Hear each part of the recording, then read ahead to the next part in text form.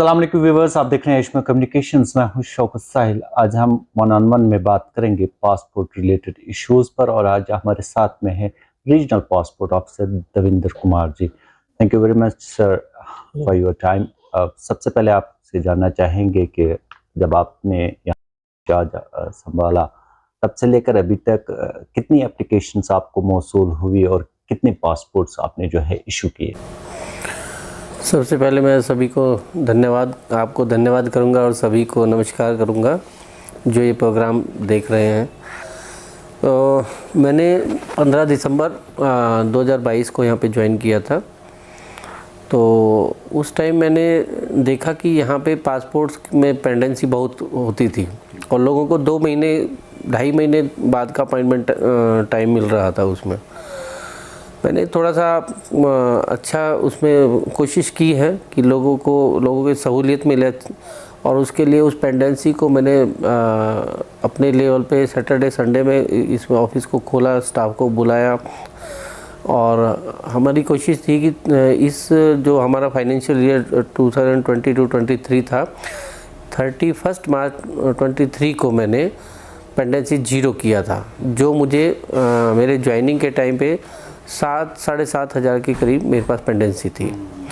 दूसरा, मेरे टेन्योर में मैंने जो अभी तक जो किया है मोर देन मैं आपको बताता हूँ कि total applications as on date मैं आपको बता रहा हूँ 42,076 मतलब 42076 एप्लीकेशंस प्रोसेस यहाँ पे हुई हैं और जिसमें से हमने पासपोर्ट जो इशू किए हैं 38,130 ये पासपोर्ट हमने इशू किए हैं और इसमें जो पुलिस क्लियरेंस सर्टिफिकेट होता है वो 2149 2149 पीसीसी हमने इशू किए हैं इसमें।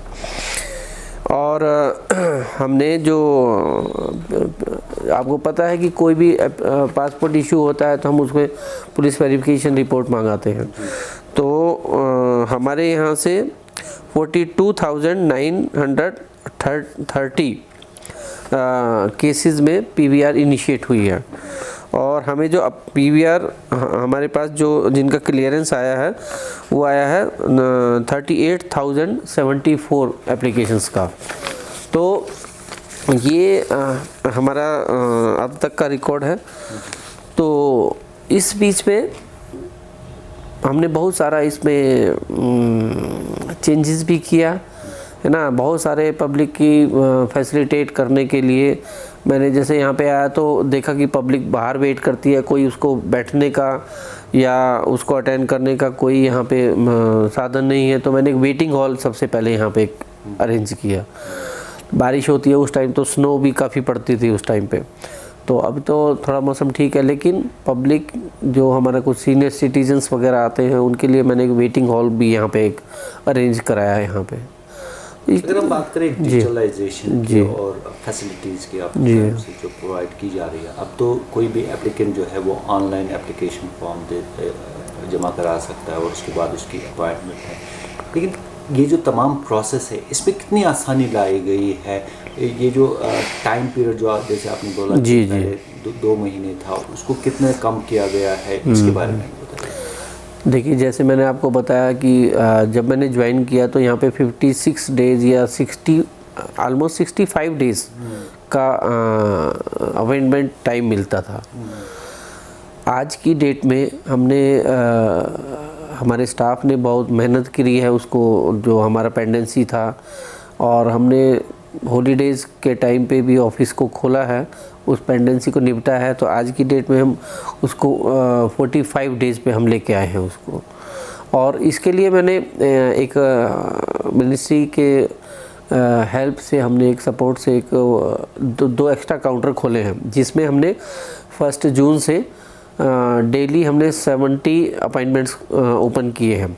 तो किसी को भी अगर मिल रहा है, जैसे 45 डेज़ में बोल रहा हूँ, 45 डेज़ के बाद आज की डेट में कोई अप्लाई करता है तो वो रीशेड्यूल करा सकता है इसमें और अपना केस मतलब जो हमने 2 एक्स्ट्रा काउंटर यहाँ पे ओपन किए हैं उसमें अपना केस प्रोसेस कर सकता है। उसमें लोगों को इससे बहुत आसानी हो गई है। इसमें डेली अपॉइंटमेंट्स कितनी होती है आपके टेनवर में खास तौर पर, या पहले कितनी होती थी, इस वक्त कितनी होती है? इस वक्त देखिए 450-500 के करीब हमारा अपॉइंटमेंट्स हम रिलीज़ करते हैं। इसके अलावा 500 के अलावा 70 और हमने ओपन किया है इनके लिए, तो करीब 650 575 के अकॉर्डिंग हमारा अपॉइंटमेंट रोज़ का रिलीज़ हो रही है। इसमें एक चीज़ और मैं थोड़ा सा आपको बताना चाहूँगा। हमारे जब मैंने यहाँ पे ज्वाइन किया तो एक बहुत बड़ी प्रॉब्लम एप्लीकेंट्स को आती थी कि उनका आधार अपडेट नहीं होता था। तो मैंने अपने यहाँ के जो हमारे डीसी साहब हैं, डिप्टी कमिश्नर साहब, उनसे थोड़ा हेल्प मांगा उसके लिए। तो उन्होंने एक आधार सेंटर अपने ऑफिस में ही हमारे यहाँ पे खुल गया, जिससे हमारा मोर देन मतलब 30% हमारे एप्लीकेंट्स वापस जाते थे। लेकिन आज उनको यही फैसिलिटी हमने यहाँ पे दिया है।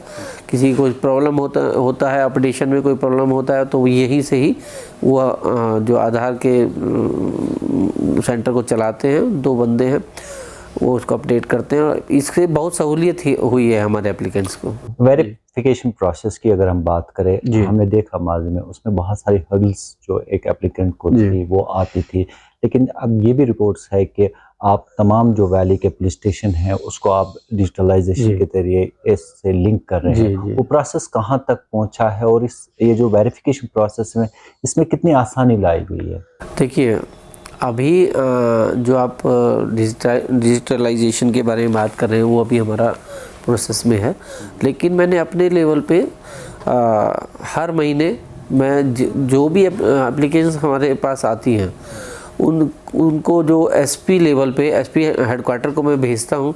जैसे कौन से एसपी के अंडर में जो भी एप्लीकेंट्स आते हैं उनका वेरिफिकेशन, उनको हर महीने मैं लिस्ट भेज रहा हूँ ताकि वो एक्सपीडाइट कर सकें उसको।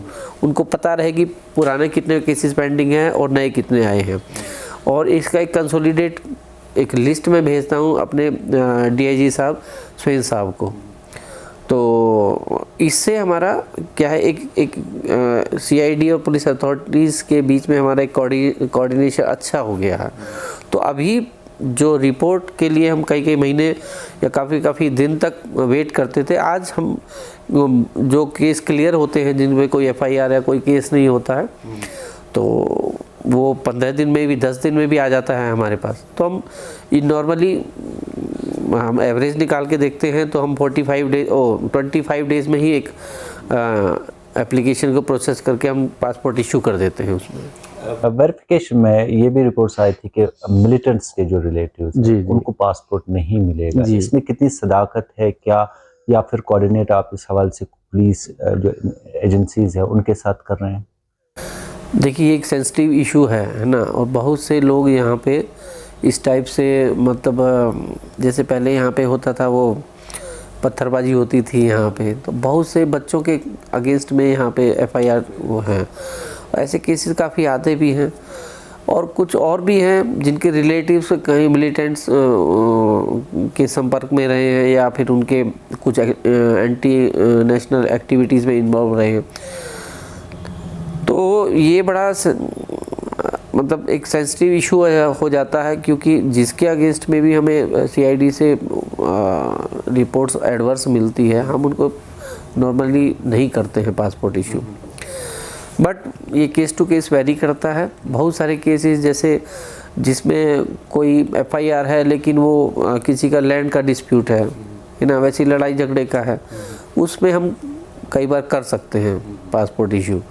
तो लेकिन जो एंटी नेशनल जो एलिमेंट्स हैं उनके अगेंस्ट में हम नहीं करते हैं। अच्छा, अगर हम कैटेगरीज, क्या कैटेगरी है पासपोर्ट लेने के लिए? अगर कोई एप्लीकेंट, कैटेगरीज आपने बनाई है डिपार्टमेंट में, कोई कैटेगरी है कि इस कैटेगरी में प्रियोरिटी बेस को पासपोर्ट जो है इशू किया जाए? नहीं, यहाँ पे देखिए, एक नॉर्मल अप्लाई करता है नॉर्मल तरीके से, एक तत्काल का स्कीम होता है, लेकिन जेएंडके में वो फैसिलिटी नहीं दी गई है उसमें।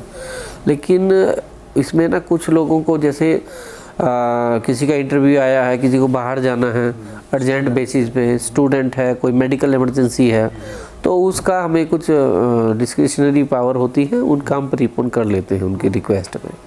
जी, प्रायोरिटी उनकी ही रहती है। प्रायोरिटी उन्हीं की रखते हैं जी। अगर हम जो एप्लीकेंट होता है, जब एक एप्लीकेंट एप्लीकेशन देता है पासपोर्ट के लिए, आप इशू जो पासपोर्ट करते हैं, मिनिमम टाइम क्या है या मैक्सिमम टाइम उसका क्या है, कितना ड्यूरेशन रहता है? देखिए, मैं इसमें कोई ऐसा कोई फिक्स टाइम नहीं है। किसी का पीवीआर मान लो मेरे पास तीसरे दिन आ गया तो मैं तीसरे दिन उस सेम डे हम तो पासपोर्ट इशू कर देते हैं। डिपेंड करता है कि हमारे पास उसका पुलिस क्लियरेंस रिपोर्ट कब आ रहा है, ठीक है ना। तो अब किसी के अगेंस्ट में कोई एफआईआर है या कोई डिस्प्यूट है कहीं पे, उसमें थोड़ा सा टाइम लगता है। तो मतलब मैं एग्जैक्टली ये नहीं कह सकता हूँ कि डिपेंड वो उसी पुलिस क्लियरेंस रिपोर्ट के ऊपर ही पड़ता है कि अगर आज आपका केस प्रोसेस हुआ, कल आपका अगर पुलिस क्लियरेंस आ गया तो मैं कल ही आपको पासपोर्ट दे दूंगा। जैसे आपने कहा कि नियर अबाउट 600 एप्लीकेशंस को या अमाउंट्स को आप डेली जो है देखते हैं। सफिशिएंट स्टाफ है आपके पास या उसको बढ़ाने की ज़रूरत है? देखिए, मैं यही कह रहा हूँ कि मुझे स्टाफ ऐसा मिला यहाँ पे। देखिए, कोई भी काम करने के लिए ना लोगों को मोटिवेट करना ज़रूरी होता है ना।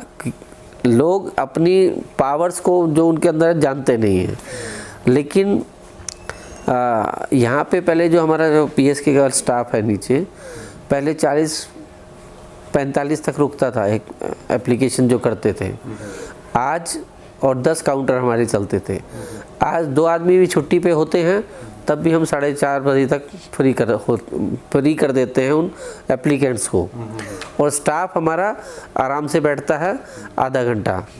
तो स्टाफ को मोटिवेट किया गया, स्टाफ को सपोर्ट किया गया है, और स्टाफ को हर तरीके से, तो स्टाफ आजकल अपने पूरे मतलब मैं क्या कहता हूँ कि अच्छे उसमें है।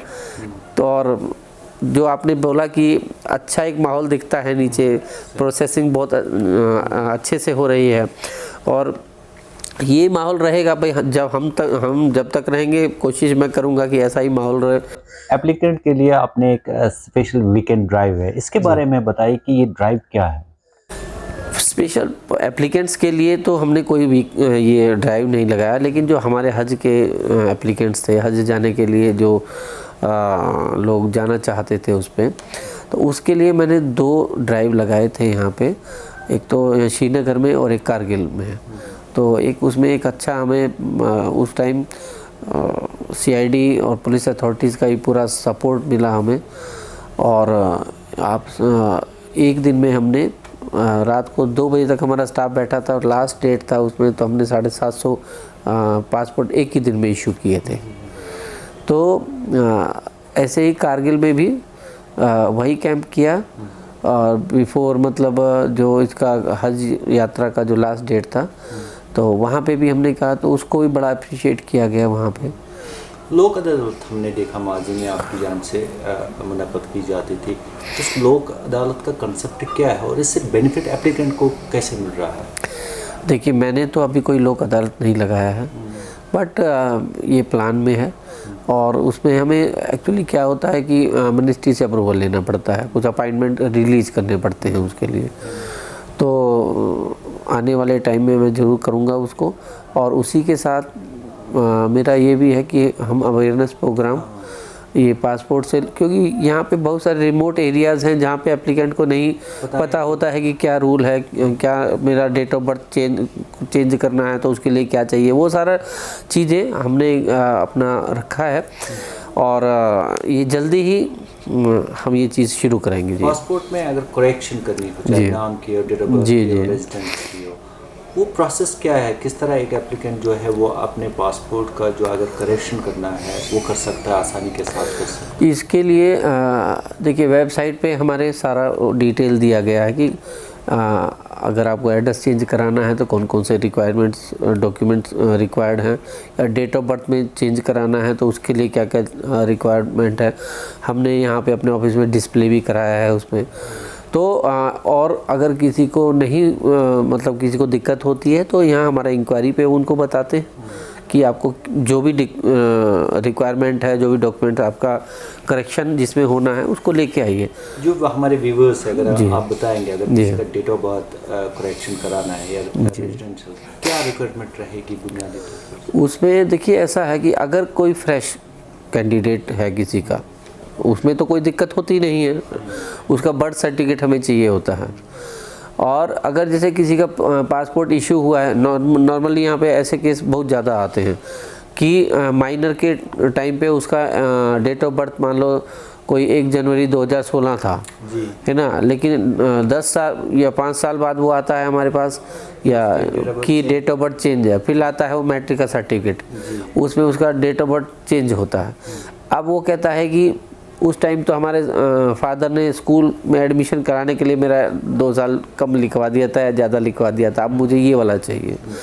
तो उससे रिलेटेड बहुत सारे केस हमारे पास आते हैं। तो उसमें दो चीज़ें हैं। जो डेट ऑफ बर्थ का सर्टिफिकेट है उसको आप वहाँ पे revise date of birth certificate हमको चाहिए होता है, या आपके पास जो मैट्रिक सर्टिफिकेट है उसको जो डेट ऑफ बर्थ आप रखना चाहते हैं उसको चेंज कराना होता है कंसर्न बोर्ड से। जी। एक्सपायरी जो पासपोर्ट की डेट होती है, जिनका एक्सपायर होने जा रहा है, उनके लिए क्या सुविधा आप फराहम करते हैं? क्या पहले से उनको इन्फॉर्म किया जाता है कि उनका जो पासपोर्ट है वो एक्सपायर होने जा रहा है? क्योंकि डिजिटलाइजेशन आज पूरा एक डिजिटल रेवोल्यूशन है। कोई मैसेज उनको जाती है जिनके पास पासपोर्ट है और एक्सपायर होने जा रहा है, उनको पहले से ही ये मैसेज कन्वे की जाती है कि आपका पासपोर्ट जो है वो एक्सपायर होने जा रहा है, आप इसका डेट जो है रिन्यू कर सकते हैं? अभी ऐसा कोई अलर्ट अभी नहीं है शायद इसमें, अभी जो हमारा सिस्टम जो चल रहा है। लेकिन ये सिस्टम में बहुत सारा मतलब चेंजेस हुए हैं। हो सकता है उसका न्यू वर्जन अभी इस साल में शायद वो अपडेट मतलब हो जाएगा, तो उसमें पता चलेगा इसमें कुछ अलर्ट जाता है कि नहीं जाता। इस टाइम तो शायद नहीं है इसमें।